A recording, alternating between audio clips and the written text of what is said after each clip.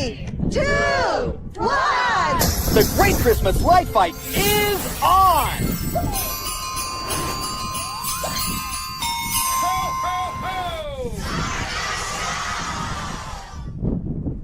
Ho, ho, ho! Mr. Sandman, bring me a dream. Make him the cutest that I've ever seen. Give him two lips like roses and clover. Then tell him that his lonesome nights are over. Sandman, I go alone. Don't have nobody to call my own. Please turn on your magic beam. Mr. Sandman, bring me a dream.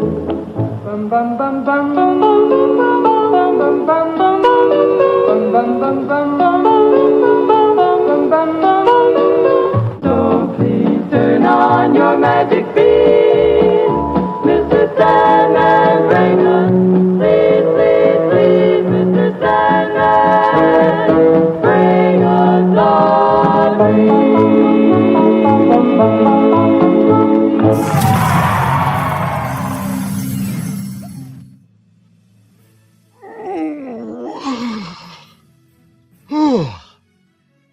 Man, that Sandman, he sure got me tired. I think it's almost time for bed, but it can't be. It's Saturday night. And the librarian, heck, what's the librarian doing on Saturday night?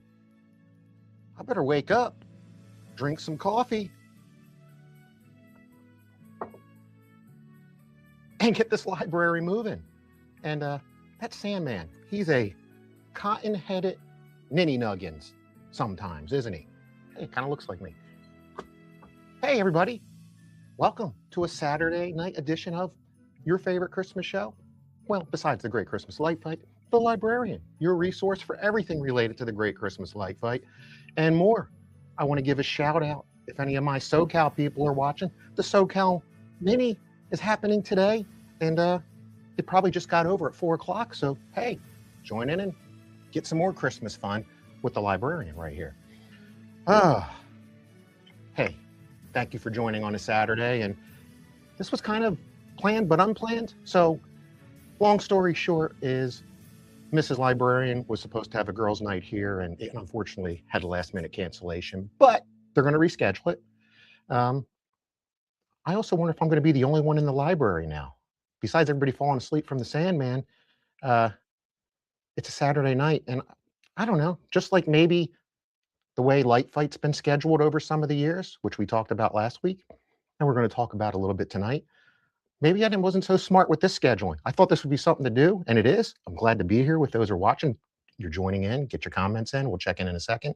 But Mother's Day is tomorrow. What? And I know a lot of people probably take their moms out to dinner tonight.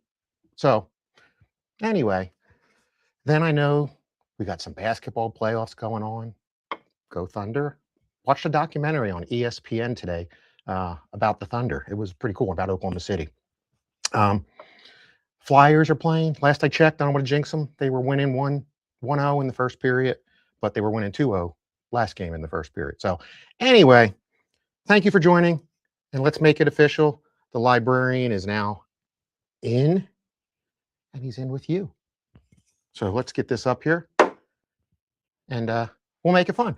Hey, hit like, hit subscribe, get your comments in, turn on notifications so you know when I randomly come live on an unexpected time. So I see a few folks are joining, and I hope more join in. And if they don't, I understand. I understand. Mother's Day, sports, just date night, or the Sandman put you to sleep. If you don't know what I'm talking about, rewatch the episode, or you'll see it at the very end, my little intro. And the reason I brought up the Sandman, because it's pretty appropriate. It's for what we're going to talk about tonight. And this is part 2 of my Why is the Light Fight Shelved series. And last week we talked about viewership, and there was people thinking maybe it was canceled due to lack of viewership or declining viewership. And in my opinion, I think maybe it's true, and I don't know the true reason, but if you look at the data I presented last week, or actually earlier this week, it illustrates it's really just an impact of streaming entering into the market since 2013 and now hitting peak. And if you look at the viewership compared to other shows in similar time slots, it's actually performing pretty decent. So tonight we're going to go a little different route, because I had some people say, well, maybe it's not the viewership, maybe it's the time slot. It's so inconsistent. Sometimes it used to be one episode a week, then it was double stacked with two. Then they squeeze some episodes in 2 weeks or 3 weeks instead of 4 or 5. Then they put it on at 7 o'clock, then it was on at 10 o'clock. So is it the time slot?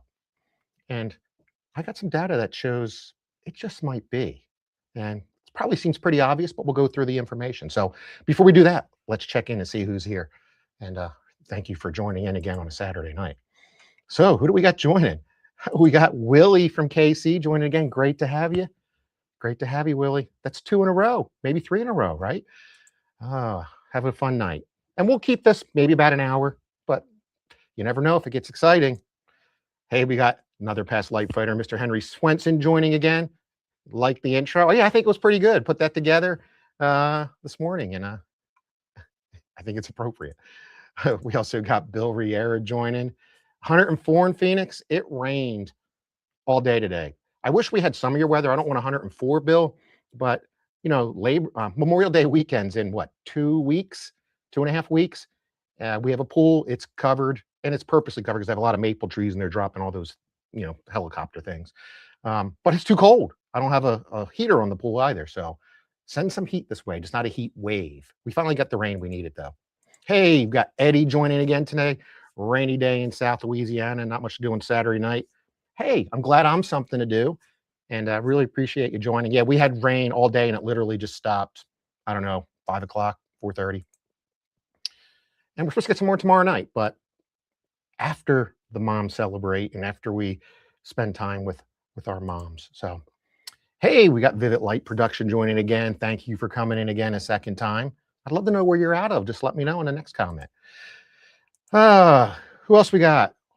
William Nagel. This looks like a new name. I don't remember seeing William, but maybe I did before. Welcome, William. Nothing better to do on a Saturday night. Wait, I don't know if I should take that as offensive or as a compliment. Thank you. I know what you mean. What else do we got? Tom. Oh, just another handle you're logging in under, Tom. I got it. Hey, we got Sam Finney, champion of the Great Christmas Light Fight out of Arkansas, and he's listening tonight. Glad to have you. Oh no, you are a different Tom in Atlanta. Hey, Tom, you heard about that new Christmas show coming in Atlanta? Are you with that company? I'm not sure, but if you are, let's talk. If you're not, if you're just a light geek like me and put up lights, apply for that new show. I gave a little intro about it last week. I'll pop it up again as a reminder here today. All right, folks, hit like, hit subscribe, and let's move this thing along. Let's get out the Librarian's Statistics and Fact book, and let's talk about it. So again, last week we talked about viewership as a potential reason for the decline of or shelving of Light Fight. And again, nobody knows for sure except for ABC and Fremantle and the production team, but it might be a partial contributor. But at the end of the day, I think the data shows it's still a real viable show, and they can make some tweaks. They could probably get it back to where it needs to be. But today we're going to talk about, is it the time slot? Because a lot of people have asked the same question, and I totally agree. I mean, as you know, especially with the double stacking of 2 episodes a night, they were starting the last 2 years at 9 p.m. and not getting over till 11. I mean, I don't know about you, especially kids, and we're going to talk about kids today because kids are an important demographic, and I'll show you why. We're going to talk about the time slot dilemma, and is ABC, or is it the Sandman, putting the fight to sleep? So I'm hoping to cure that, and you know, I called it Goodnight Moon, and allow me to reflect back just a little bit for those of you that have children. But when I was sitting here thinking about time slots and all and themes, I remember a book we used to read to my son and daughter, Goodnight Moon by Margaret Wise Brown. So I'm going to read the first half of it to you just because. Why not? I love the book. I just looked. We don't have the hard copy book anymore, but I got the word. So here we go. In the great green room, there was a telephone and a red balloon and a picture of the cow jumping over the moon. And there were 3 little bears sitting on chairs and 2 little kittens and a pair of mittens and a little toy house and a young mouse and a comb and a brush and a bowl full of mush and a quiet old lady who was whispering, hush, hush. What do you think? Should I be an audio book artist? We'll see. But any case, I'll read the second half later when we close out. But one of my kids' favorite books, and I used to always read my children books when they were little before bed. We still have a huge collection of one of my wife's favorite authors, Eric Carle, for children's books. So we have a bunch of those, but not the Goodnight Moon one anymore. All right, so let's get into the data today, folks. And thank you again for watching. I want to kick it off with, kind of set up the market and see where we're going. By the way, you like my Light Fight Flavor Flav clock there? Maybe I'll get one of those made and I'll start wearing it to the minis. That'd be a cool idea. All right, let's get into the data. And if you have any comments on any data you see, get it in and let me know what you think about the time slot. When would you like to see it on? I'm going to give you some opinions on that. But this is basically my key findings comparing viewership in a time slot scenario. So the Great Christmas Light Fight faces, in my opinion, a structural challenge. The show remains a holiday comfort staple, but its 9 and even worse, 10 p.m. air times actively suppress its primary audience. And it's families and children, folks. That's who's tuning in to watch the Great Christmas Light Fight. And it's a target demographic, 18 to 49, for the financial side of Light Fight, where they're looking for viewers that or buying homes or in a hobby or buying Christmas decorations, and that appeals to their advertisers. And then if you take that 18 to 49 down to 2-year-olds and up, a lot of families, parents, mom and dad, are watching the show with their kids. So that's kind of gone. So when they do this, with the way they've been doing it, it treats the series as a filler, and I think ABC misses what we call a co-viewing halo that drives higher ad rates and social engagement during the festive season. So that's a little key summary. Let me know what you think. Let me know if you think I'm a genius. I'm far from a genius. Some people would say I'm far from funny too, but hey, I try. But here's a quick recap. This is a 10-year viewership trend. So looking at season 2 when it really peaked off and then up through current, and premiered at 4.7 million. I'm sorry, average viewers were 4.7 million, and last year average viewership was 1.8 million.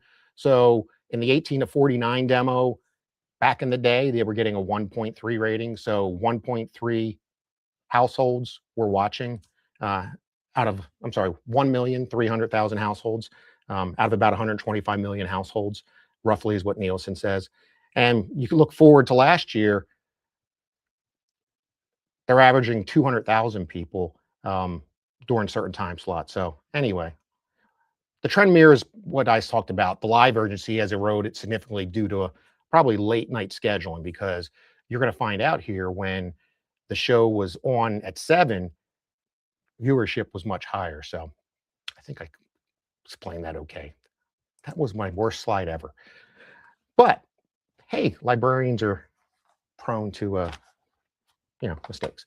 Anyway, but let's look at it more. Let's look at 2013 versus 2025 performance. So we're going to go through 4 different things. So if you want to look at a typical rating, the second column is season 1 of Light Fight. The third column is season 13 last year. Again, they averaged 1.3 to 1.6 million,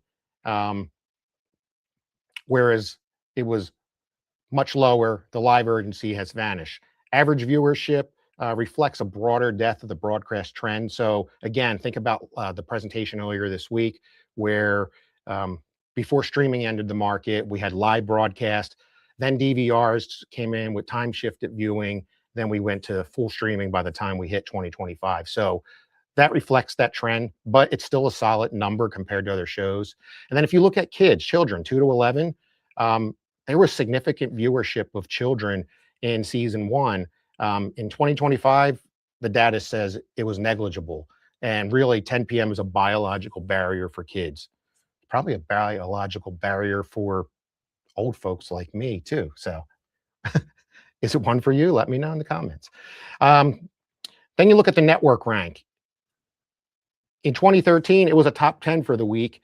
And in 2025, as I showed you, it averaged around 130th, which is still solid because the top 100 to 200 rankings is where most major popular shows fall in, except for all your big sports events and all. So it's actually pretty solid, but it's being used as a safety net rather than a star with that data.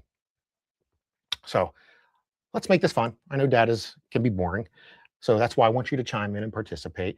But if you look at their performance versus network averages, again, total viewers 2 and older, ABC Premier, on any ABC Premier show, it averages about 4.4 million. And Light Fight, because it's in a late time slot, is only getting 1.8 million. So big difference there, 52% variance. Then you look at those adults, 18 to 49, you got a 0.35 rating versus a 0.21, a 40% drop when you have that late time slot. And then 7-day retention, ABC primetime average for the next 7 days when people record stuff, they watch it about 82% of the time, and Light Fight is down at 68. So probably still pretty solid there. But the conclusion is Light Fight is currently performing as a filler instead of flagship, and it could be in a better time slot.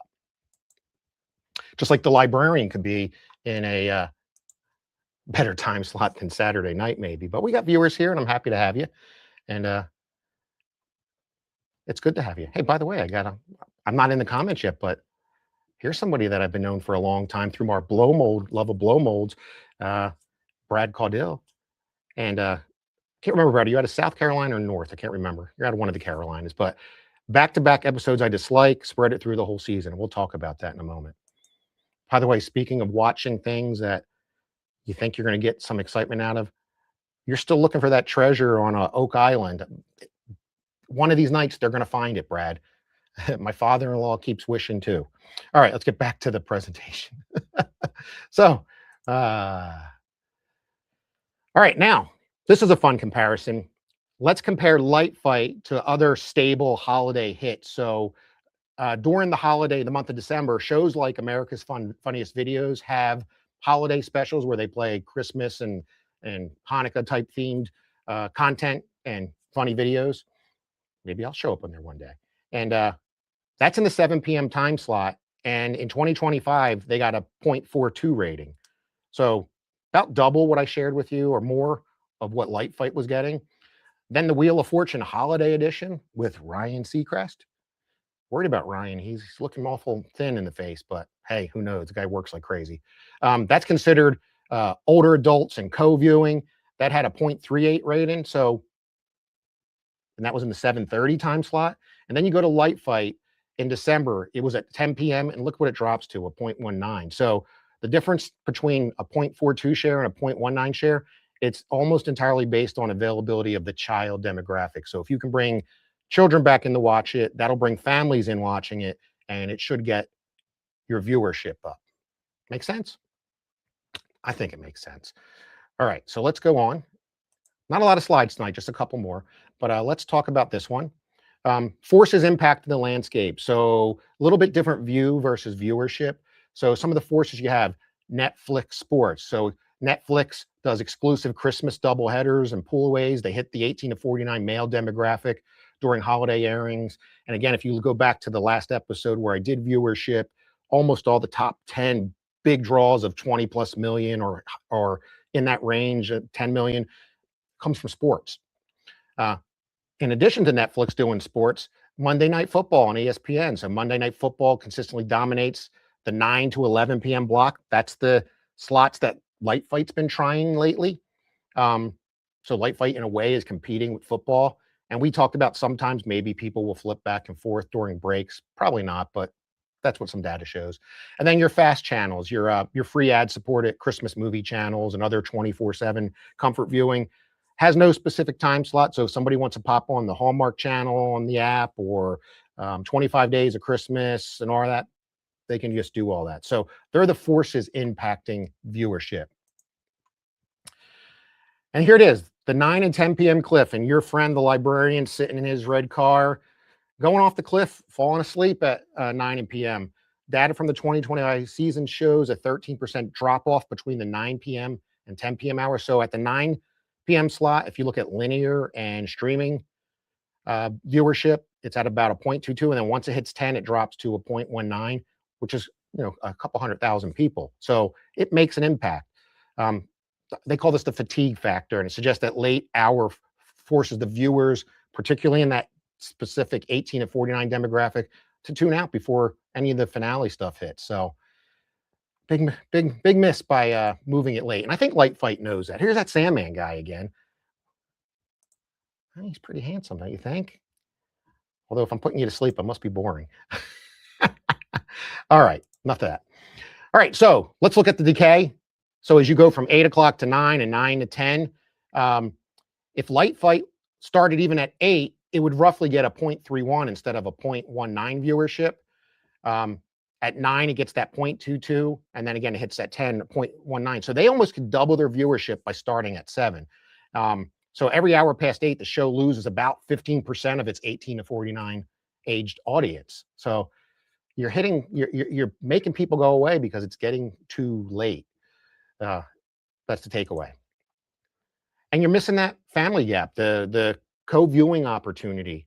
Nielsen 2025 reports that holiday viewership among kids 2 to 11 surges 27% in December. You know, I named it 25 Days of Christmas, all the Christmas movies, Christmas Vacation, Elf, Santa Claus, all that good stuff. However, Light Fight's 10 and 11 p.m. finishes as a biological barrier for the audience. In other words, kids are usually going to bed, especially the younger kids. You know, they got school the next day still in December.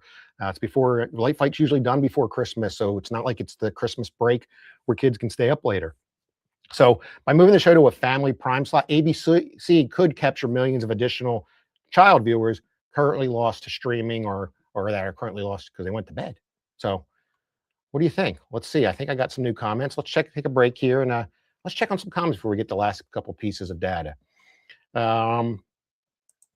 Got Rob joining. What's up, Rob? Saw you on Charlie's broadcast the other day. Who else we got?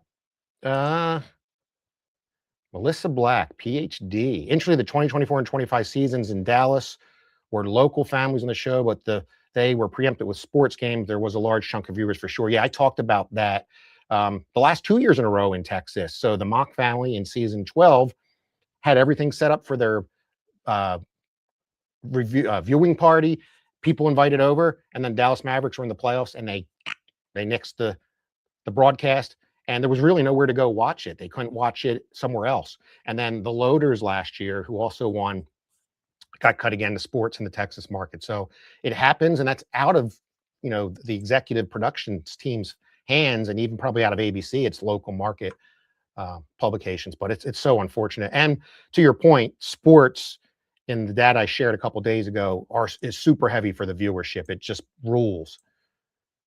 Oh, there you go. It's you, Loaders. Given the amount of media coverage we did in DFW last year, I know we had been a big chunk of viewers. Hey, thank you for joining, Melissa, and congrats on the trophy. And one day I was in Texas. If you didn't follow me, last year I did my OK Texas Xmas tour, and I went to 5 different past Light Fighters from Austin all the way up to Broken Arrow, Oklahoma. And I pulled my list. There's about, if I remember the number, it's either 45 or 65 roughly displays over the history of Light Fight that have been in the Texas and Oklahoma markets. Just didn't have time to hit them all, but we'll be back. Come to Christmas Expo. We'll meet you, and we'll meet a bunch of Light Fighters. That's in July. What we got Rob saying. How's that count on people taping it and watching a different day? I usually don't watch it live. Some of that data came in. I told you that's called, you got your broadcast, then you have your non-linear streaming, which is DVRs or streaming. So the data pulls in the viewership side. It was broken down when I did that presentation. This kind of, if you look, you'll see parentheses in some of the data where it adds it both up. It's pretty much doesn't change for Light Fight. But good question, Rob. And by the way, I did forget to do my caveat. This data, I'm not an expert in ratings at all. This data is out there, and I should have led off with that. But I think I'm smart enough to at least interpolate some of the information and put a presentation together. So my numbers could be, you know, off here and there, but in general, I feel pretty comfortable about them. They match up with Nielsen rating sources and other sources out there. Hey, who else we got here? Got Steven Richburg joining in again. Definitely time slot. I feel that's what killed it, and lots of Christmas people aren't watching the show anymore for different reasons. Yeah, I talked about that too. Some people just Light Fight ran its course. They don't watch it anymore. And you know, in the specifically in our community for Christmas, the Christmas hobby, many of them don't watch because, you know, if they have a pixel heavy show for the longest time, those types of displays felt Light Fight, one, wasn't representing them enough, but two, wasn't awarding them the win. I have data on that shows that it's, you know, light shows win in general about 33% of the time, and that keeps increasing. Well, it did the last 2 years with more light shows winning. But definitely, there's different reasons people became disenfranchised with Light Fight, and that was potentially one of them. The other one could have been the streaming services. Now we're talking about time slot. So yeah, definitely, really appreciate that. Oh, and Melissa's going to be on the panel at Expo, so see you there. I know a few other folks that are also going to be on the panel, and there should be a lot of past light fighters at this event because there's so many in Texas, like I mentioned. So, all right, let's get back to the data and move things along because I didn't eat dinner yet. No, again, I'm melting away. Not. All right. Oh, so we covered this already. Let's go to that next slide. All right. Here's a potential solution, and it's obvious. I don't know how easily it could be done, but Light Fight did used to be on at 7 p.m. back in the day. And if you look at ABC and, you know, being owned by Disney, and even just look at Disney shows, there is something called the Disney halo effect, where things air around 7 and they become really popular. So if you air Light Fight at 7 p.m. on Sundays, this is what ABC could do. And you could do it double stack if you want, or you could just do it even just one night. Like they used to, one episode a week, spread it out for the whole month. But if they did it on a Sunday night, which Sunday night football is still a challenge, of course, they could lead into other holiday things. So perfectly prime audiences for an ABC holiday movie, which that always comes back, your Sunday night viewing. Matter of fact, ABC did just publish their summer broadcast schedule, and it has different holiday things, and they're bringing back, I think it's Sunday night movies, different ones part of the week. So they could do that. They did it before it was successful. Bedtime safety. If you get done before 9 p.m., you can capture pretty much the full 2 to 11-year-old market, which will bring families along in that 18 to 49. And then from a synergy perspective, it would align with America's Funniest Home Videos demographic. So you could be, you know, put those shows back to back, or a lot of families watch that show and a lot of children watch that show, maybe on a different night. So it kind of gets people thinking of, you know, I want to watch it. So that's an obvious solution. Now, there's more to it. Like I said, there is Sunday night football. There's other programming. So it could make it challenging. What do you think? Let me know in the comments. All right. So summary here, viewer momentum. So if you air back-to-back episodes 9 to 11, it causes a burnout effect, and data shows a steady decline in total viewers from the first to the second hour as that night gets later. If you look at network strategy, ABC frequently used the show to bridge the gap between The Bachelorette or even The Good Doctor, if you ever watched those shows, placing it in a high competitive slot against powerhouse dramas or NFL Monday Night Football, which peels away the adult demographic, or even Thursday Night Football. So, you know, it's tough. And then there's the holiday halo. If the show has aired in earlier special slots, like even 8 p.m. on Sunday, it's seen a 10 to 15% bump with total viewers. So illustrating that it performs better when not competing with late night news or late hour drama. So makes sense. So, you know, like the Sandman said, a lot of folks, not so much me, we kind of stay up till 2 and 3 in the morning, to be honest with you. But most folks, it's not the people aren't watching, it's we're asking them to stay up too late to watch. How many of you agree with that? Let me know in the comments. We got comments coming, and we're going to check in those in a second. But yeah, I think they're making people stay up too late that can't stay up too late because of work or school the next day. But, you know, that being said, if Light Fight, ABC, Fremantle, and everybody involved can either first bring the show back. Remember, it's shelved, not canceled. But if they bring it back and make some adjustments to time or where they're playing the show, we can get it back full time.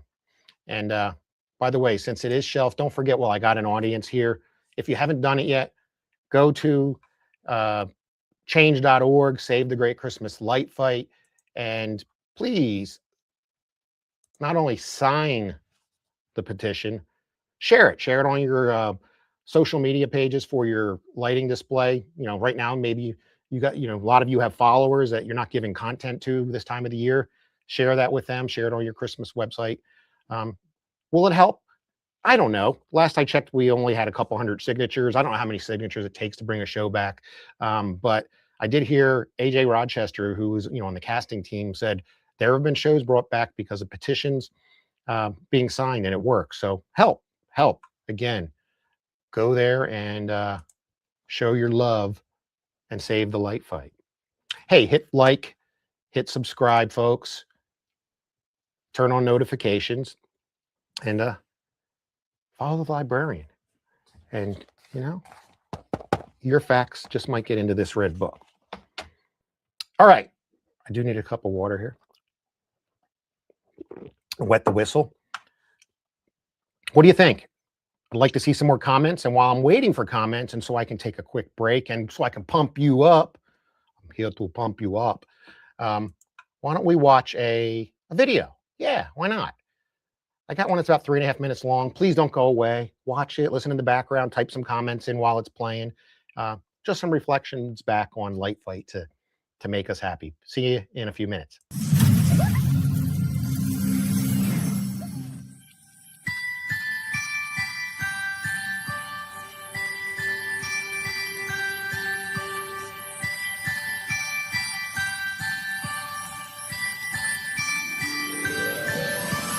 It's cold, but together with you, after warmth, there's something special. Calling for people, calling for peace in this world. The snow falling on us while we walk together, watching the stars and the lights of the cars all around. Have a wonderful Christmas, Christmas time. Have a wonderful Christmas, Christmas time.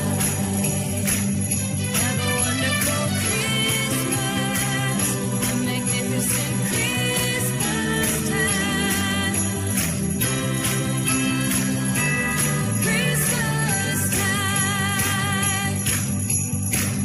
The bells ringing for you and for me, they say, for now and forever, live all together in peace.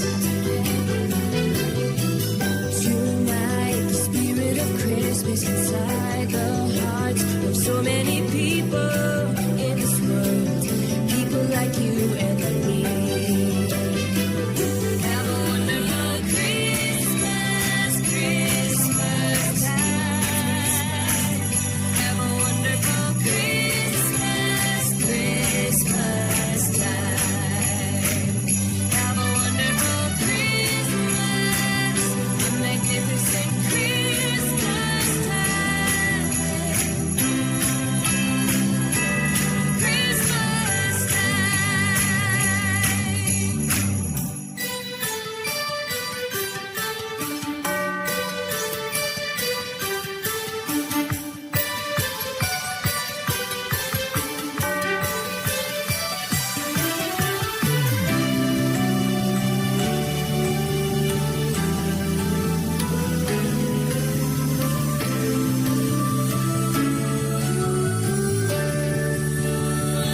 Have a wonderful, wonderful ding dong, ding dong, ding dong. Have a wonderful Christmas, Christmas time. Have a wonderful Christmas, Christmas time. Have a wonderful Christmas, a magnificent Christmas time.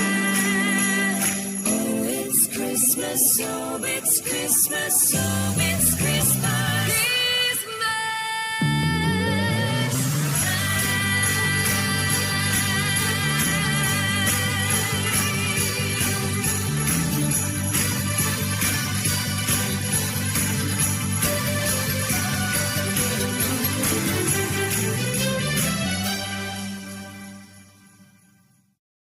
Hey, nothing than believing to get things back on track. So it was fun. I'm glad you stayed in there. I got a bunch of comments I'm going to go through. And if you liked that video, again, change.org, save the great Christmas light fight. All right, let's check on these comments and see what we got. So we got some opinions here from all of you viewers. And I like Rob's here. There's so much stuff they could do. There's so much nonsense on ABC that stinks and nobody watches. Why can't they put it on at 7 and then either 8 or 9 put a Christmas movie once a week? Yeah, that's kind of what the strategy is. And yeah, I know. There's so many, December is family time. If they want to put on all these other shows with dating and all, do it in the summer or whatever. That's or later at night. Flip it, right? Wouldn't you think you would flip it? Hey, Ray, joining as well from season 7. Appreciate you trying to keep the light fight alive. Just trying to keep the fight going, man. Keeping it fun. And if not, what else are we going to watch, right? There you go. Rob's still 7th, 8th, and do a Christmas movie once a week. Yep. What else we got here? Vivid Tom saying agree, comes on too late. We got Steven saying he also agrees. And then, hey, my buddy Matthew Eccles is joining from Utah. And I'm going to cover events again just to recap things. But Mini at Sea, I forgot to mention this when I did it last week.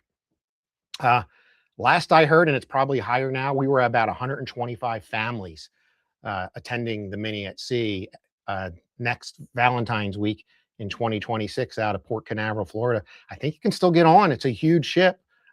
Come join us. Come hang out with us. John Chase wanting to say hi. What's up? Little virtual high five. And then Matthew saying again, seems most networks move shows to later times, then wonder why viewership drops. I agree, Matt. Or they move them to different days or nights. Usually that signals something's going on. So, hey, I appreciate the comment so far. We're almost wrapped up here. And then the Sandman will close the library up. But let's talk about upcoming events. I didn't get a chance to update this again, so it's only through June, but we'll talk about July. So as I mentioned, the SoCal Mini just concluded at 4 p.m. Pacific time. They're probably going out to dinners and all that good stuff. Didn't see many pictures, but you usually don't see many pictures because it's held at Garner Holt Productions and you got to sign NDAs and there's only certain places you could take pictures. But I do hope to see some pictures from the Mini. And Shane Ream, if you're watching, or Michelle or Ron Howard, any other vendors or committee want to do a show and come talk about it in the next week or two, let me know. I'll reach out to you. But let's get back to this here. All right, so that's happening. Hey, earlier in the week, we had James Hohensee from Boscoyo joining near the end of the broadcast as I was talking about upcoming events, and he's hosting an open house at Boscoyo's shops. Crawfish boil, all that Louisiana stuff, hurricanes maybe, and in the Baton Rouge area. So check that out. What's that, 2 weeks away? Yeah. And then you got the Pacific Northwest Mini happening up in Washington. The New York Christmas Mini comes up at the end of the month. I'm still going to try to make that, like I said last time. And then after that, you got the Frozen Mini and the Indiana Mini on the same weekends. That's a tough one. How do you pick which one you want to go to? And then you got the Ohio Mini, which is another solid performer with 100 to 150 or more people usually attend and try to get to that. And then I talked about I don't have it on here. There's the North Texas Lightaholics or something like that they're called. That's later in end of June. And then you will get into July and you will hit Christmas Expo. So I'll update it for the next episode. I'll add the calendar and bring it out.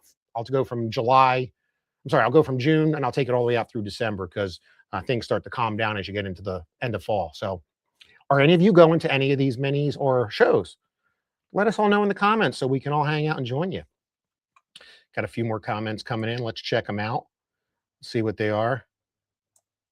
William liked the video. Thank you. I wanted to make a brand new video, but I haven't had time to do that. So that's one I did play on my show a couple times. I have a couple other montages that I can reuse. But like I mentioned last week, if you're interested, message me and send me high quality videos. For those that were on Light Fight, maybe get me some of your clips from your show and I'll incorporate them in some of the mega mix videos I make. Just let me know. I'd love to do that. Tom's going to Expo and teaching a class. Ooh, can you reveal what class it is yet?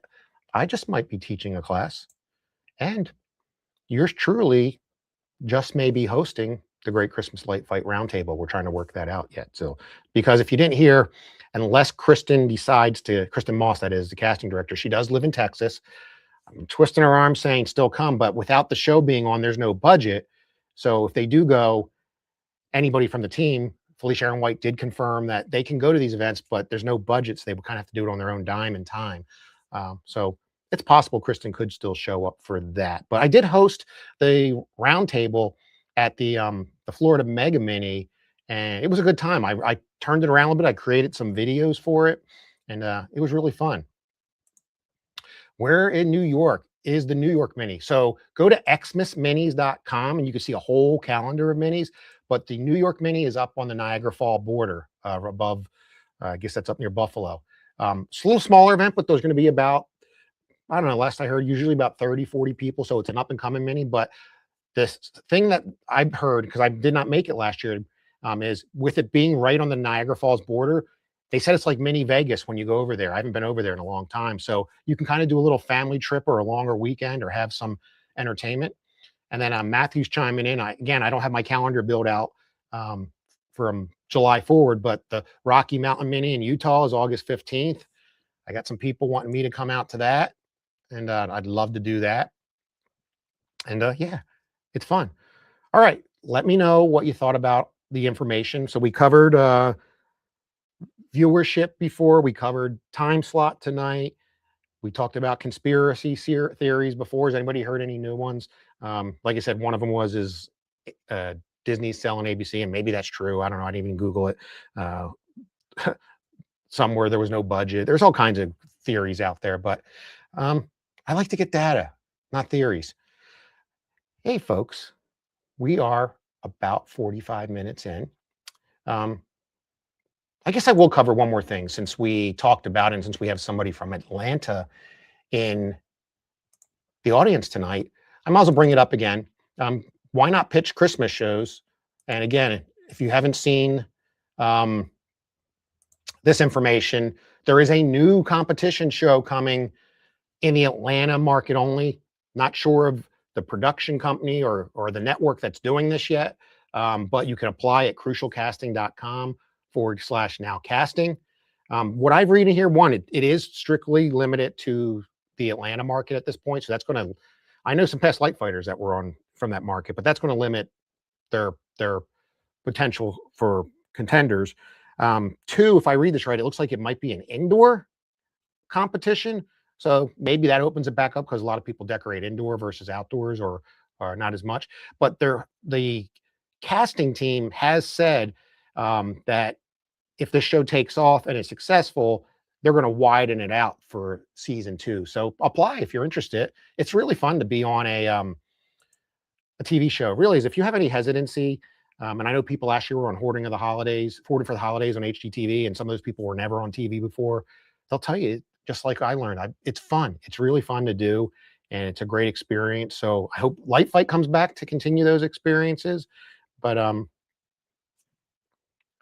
if it doesn't, we got to look for some other shows, including the recommendation that the Librarian goes around and judges displays. So I can't afford that, but it would be fun. I'd love to do it. When I did the OK Texas Xmas tour last year, and then the year before that, I toured around Pennsylvania, New Jersey, and this upcoming year, depending on what we do with our big display, I'm probably going to hit the road again and go somewhere. I haven't figured out where. I'm going to try to pick somewhere with concentration of lighting displays.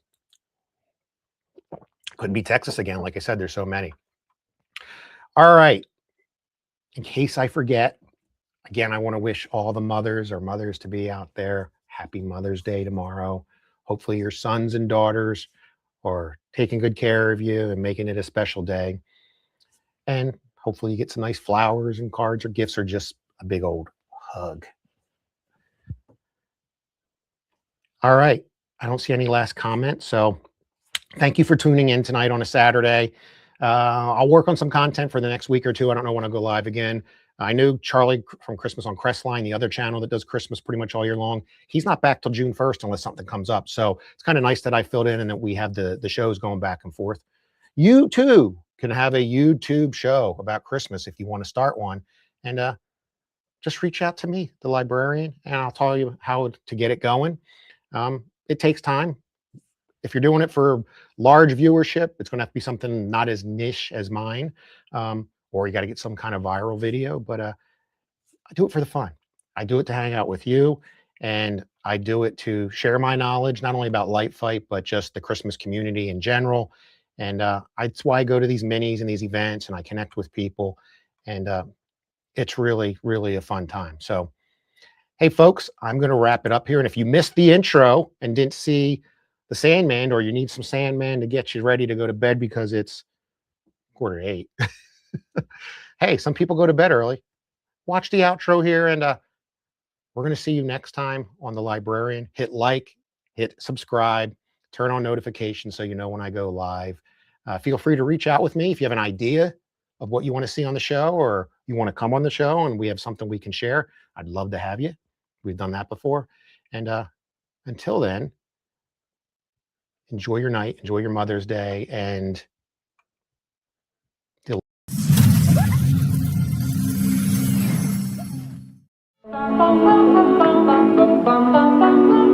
Mr. Sandman, bring me a dream. Make him the cutest that I've ever seen. Give him two lips like roses and clover. Then tell him that his lonesome nights are over. Sandman, I go alone. Don't have nobody to call my own. Please turn on your magic beam. Mr. Sandman, bring me a dream.